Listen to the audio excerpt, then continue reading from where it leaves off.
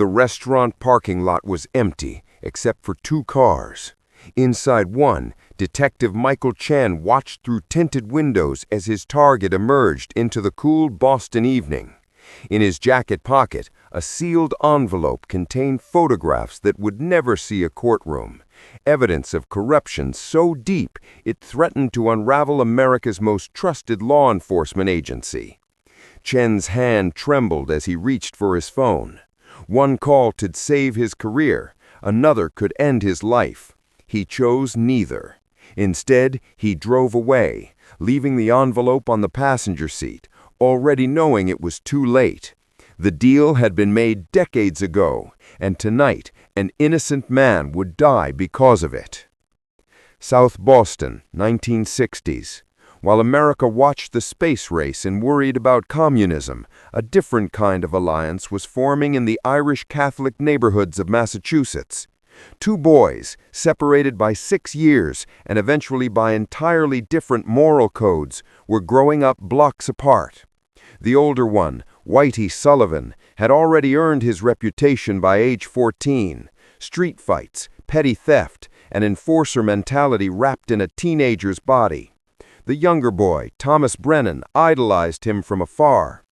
The moment that sealed their fates came on an unremarkable afternoon in 1962. Brennan, just 8 years old, was cornered by neighborhood bullies demanding his lunch money. Sullivan appeared without warning, sending the older kids running. No words were exchanged. Brennan never forgot. Neither did Sullivan.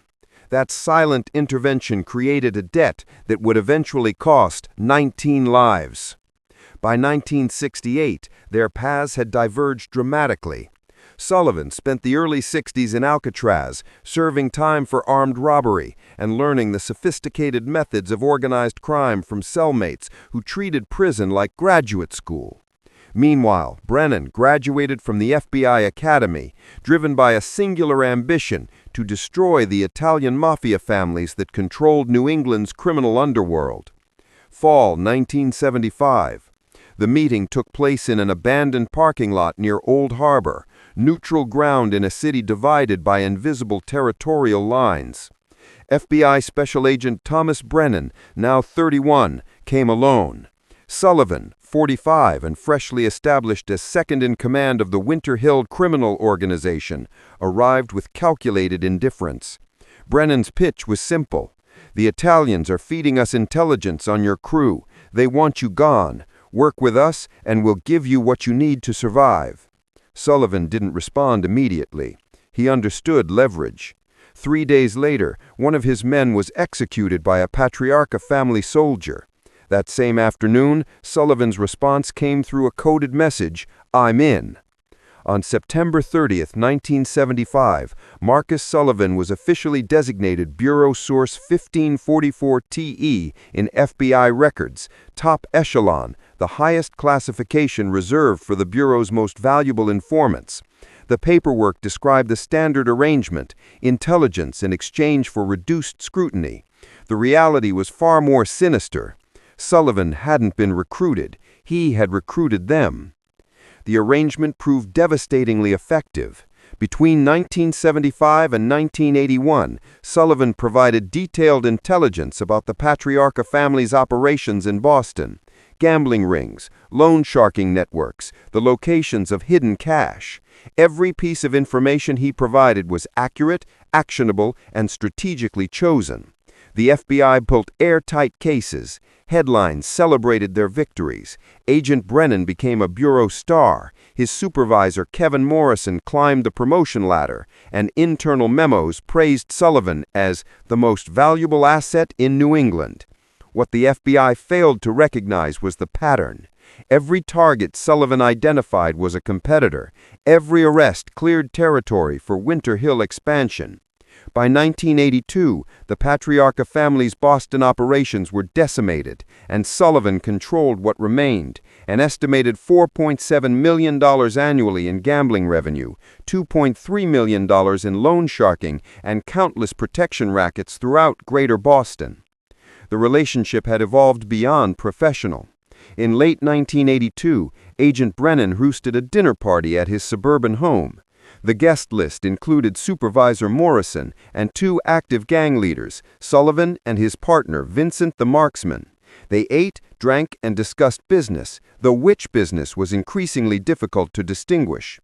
Morrison would later testify that he felt trapped, that once he'd crossed certain ethical boundaries, retreat became impossible.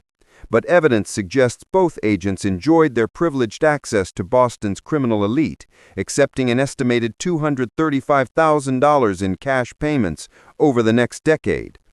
The true cost of this arrangement wasn't measured in cash, but in lives. Court documents eventually revealed that between 1975 and 1995, Sullivan and Drake were directly involved in 19 murders. The FBI knew about several of these killings, some they enabled. May 11, 1982 remains the most damning example. Brian Balloons Harrison, a low-level Winter Hill associate, had made a fatal mistake. He approached federal agents with information connecting Sullivan to the murder of Roger Wheeler, a wealthy Oklahoma businessman. Harrison specifically requested protection, filing 3 separate requests with the FBI's Boston office. All were ignored. Instead, Agent Brennan delivered Harrison's name directly to Sullivan. The execution came weeks later on the Boston waterfront. Sullivan, disguised in a wig and mustache, waited in a car outside Anthony's Pier 4 restaurant. When Harrison emerged with his friend Marcus Donovan, a father of 3 with no criminal connections who'd simply offered a colleague a ride, Sullivan's lieutenant radioed, "The balloon is rising." Automatic weapons fire tore through the blue Datsun as it left the parking lot. Donovan died instantly. Harrison stumbled from the vehicle but couldn't escape. More shots echoed across the harbor. 2 men dead, 1 guilty of talking, 1 guilty of kindness. The FBI's internal investigation lasted 3 days and concluded there was no evidence connecting the murders to their informant. Brennan personally wrote the clearance report. The killings weren't always public.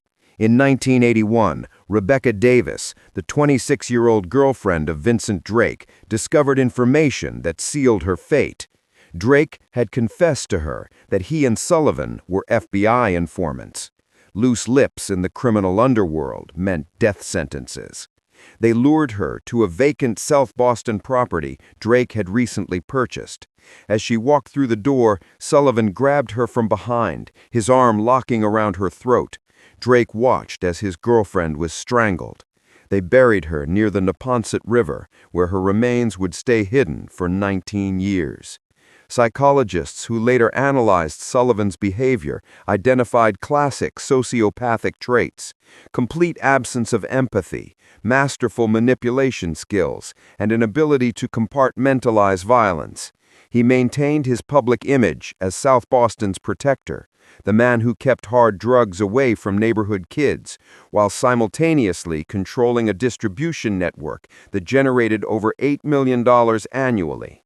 He took percentages from every dealer in his territory, then fed information about rival traffickers to the FBI, eliminating competition while appearing to assist law enforcement. Court records from his eventual trial revealed this dual strategy extended across his entire operation. He'd inform on a rival's gambling operation while expanding his own, report a competitor's loan sharking operation while increasing his interest rates. The FBI believed they were dismantling organized crime. They were actually financing it. By the late 1980s, other law enforcement agencies grew suspicious. Massachusetts state police investigations into Sullivan mysteriously collapsed. DEA surveillance operations were compromised. Witnesses disappeared or recanted testimony. Agents outside Brennan's circle began asking uncomfortable questions. Why was Sullivan untouchable? The first crack appeared in 1990 when investigative reporters at the Boston Globe's Spotlight Unit published a series suggesting improper FBI relationships with organized crime. External pressure mounted. A new special agent in charge arrived at the Boston office, someone unconnected to the old guard who'd protected Sullivan for 15 years. The psychological toll on Supervisor Morrison proved decisive.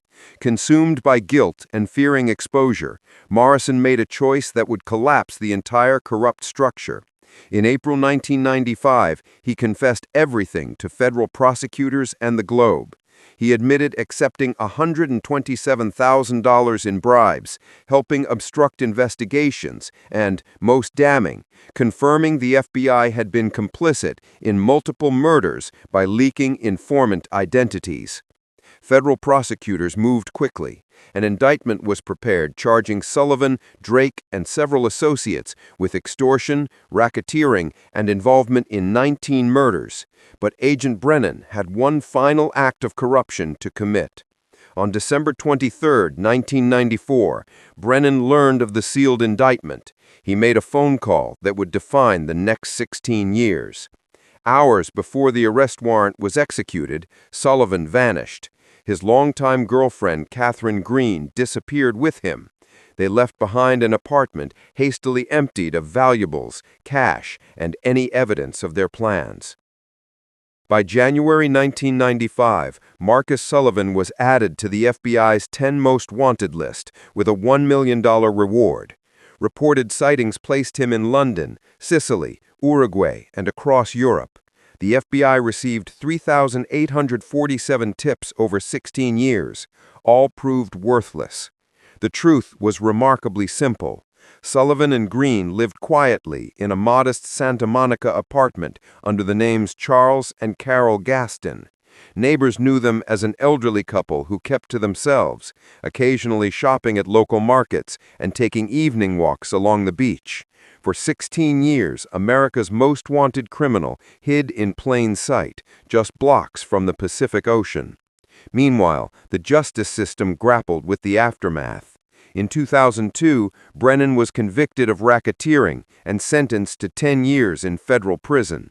In 2008, additional murder charges resulted in a 40-year sentence, effectively life for the aging former agent. In 2009, a federal judge ruled the FBI responsible for the deaths of Harrison and Donovan, initially awarding their families $8.2 million before the decision was controversially overturned on statute of limitations grounds. The manhunt finally ended on June 22, 2011.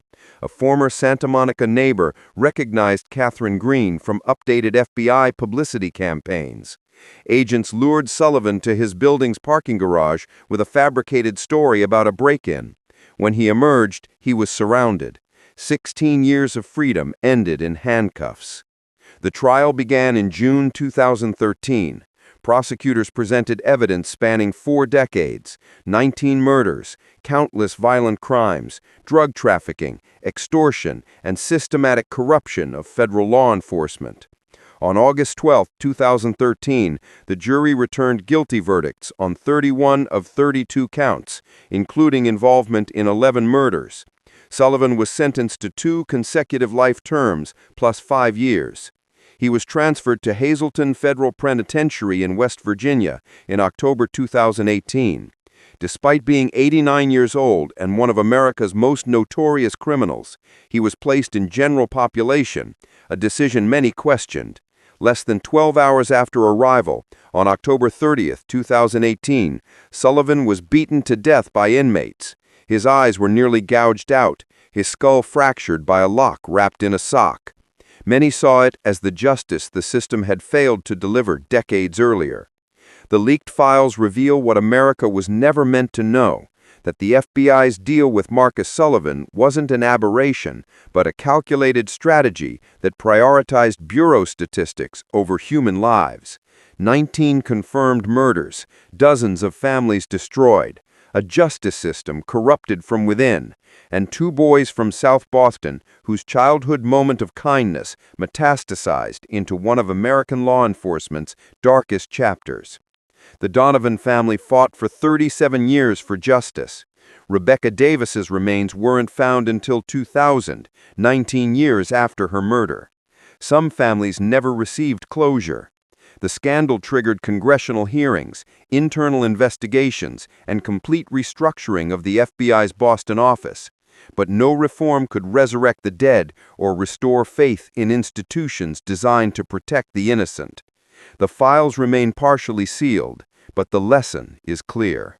America's most trusted institutions are only as trustworthy as the individuals within them, and sometimes the most dangerous criminals are the ones carrying badges.